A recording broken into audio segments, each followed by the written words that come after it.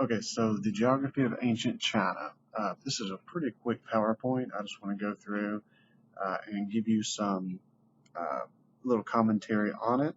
I have a split screen pulled up here so we can also go through the worksheet that we see here. So we're looking at, what peoples lived in the Gobi Desert, major crop was grown in the south, along the Yangtze River, the Japanese archipelago, various things on a worksheet. Um, a theme that we'll have are these two questions particularly, not necessarily on Japan and China, but on all of the areas that we visit. What impact did geography have on Japan's culture? What impact did geography have on the culture of ancient China? This is a history and a geography class, and geography is a big part on how cultures develop. So we always want to keep that in mind as we're reading along, and we want to be able to write on this, fairly extensively, long. Some of the tests, these are how the questions will be. What impact did geography have on Japan's culture? And you need to be able to write a pretty good paragraph on, 2 or 3 examples of how geography did affect Japan's culture or it did affect ancient China. So for ancient China, how did geography influence the development of ancient China? Um, Very diverse, deserts, mountains, lots of rivers, some very long rivers. The Yangtze is one of the longest rivers in the world, maybe the third largest or so. Used for travel and also used for it's very fertile, used to grow crops as well. Um, Most early people settled along another river that we don't have on here, but most early ones settled along the Hangyu River. Um, but the Yangtze River was used for transportation, irrigation. Irrigation was important to produce rice and wheat.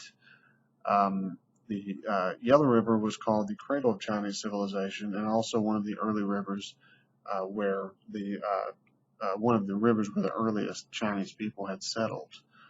Um, Rivers deposited the very rich soil, uh, which is what allowed them to grow their crops. This is why many of our cultures and many of our towns, even in America, in present day America, many of our towns are found around water. And if they're not, such as a place like Los Angeles, we would have to, divert that water to there, because we have to have water. So rivers are extremely important to the way culture develops. That's why we find some of the earliest civilizations right there near them. So again, you have the Yangtze River, a very, very long river, great for transporting goods. Um, of course, and then use all these rivers for irrigation to grow the crops. Um, uh, and they were able to do that along these rivers because of such rich soil. The Yellow River, one of the very earliest settlements of ancient China. Another thing is just the location.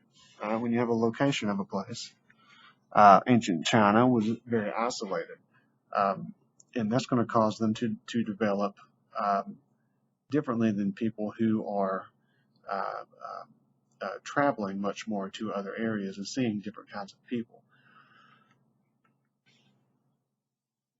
So being isolated, they're going to have their very own views, and they're not going to have as diverse of a culture at this point. If they stay isolated, they will simply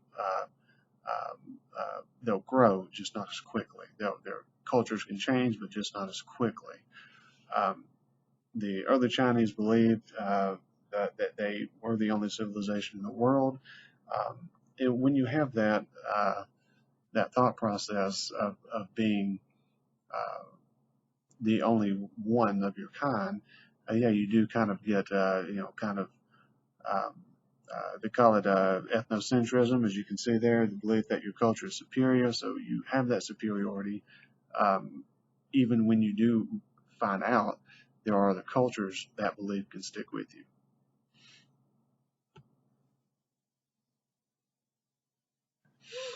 Another very important aspect here is the land.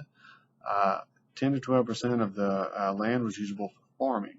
So uh, this is one of the techniques that the early Chinese farmers used. The ones that were up in the mountains, they couldn't grow the crops as efficiently as they needed to, so they developed the technique of terrace farming, where they would essentially make steps up the side of a mountain um, that would allow them to grow in small patches. And you can see they can grow, have multiple smaller patches there that would allow them um, to produce more food. And this is just some of them. You'll see more. This is for ancient China. Um, as for Japan, we actually have quite a bit.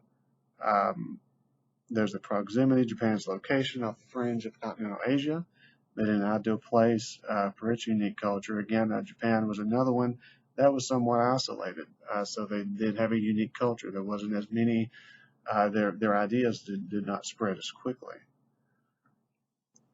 But you do see influence of geography through the spread of some Chinese and Korean beliefs that they were able to benefit from because these were the areas where they were close to. So simply being close to an area allowed them to get some of their ideas gradually as travel made it possible for them to connect.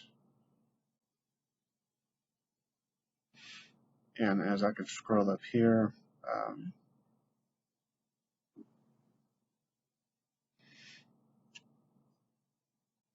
go up to our geographic features. We'll kind of went over some of the rivers, of course, some of the Himalayan mountains as well. We see the deserts. Deserts can make it difficult to cross, but the people who do live in deserts are typically there because they've adapted to them. So they know the desert, they know the environment, and they can live there, and that can be of their benefit much of the time. There's the Korean Peninsula, which was a huge benefit to Japan gradually as they were able to travel back and forth to there and share their ideas, borrow some of the Korean culture. Here it extends southward, 684 miles from the continental Asia into the Pacific Ocean. And the East Sea, or the Sea of Japan, surrounds the peninsula on the east, and the East China Sea to the south, and the Yellow Sea to the west, very close to the islands. And Chinese culture sometimes spread. Of course, I say Korean culture as well, but the Chinese culture would spread into Korea, and then Japan would pick it up from their visits to Korea or Korean visits to Japan. So it moved through other areas. So you have, by culture, I mean the ideas, their way of life is what I mean by that. Sea of Japan runs between the Japanese archipelago, and you'll see this used sometimes. This word archipelago, all that means, go down here. It's just a number of islands. It's just a large group of islands is all that means, archipelago.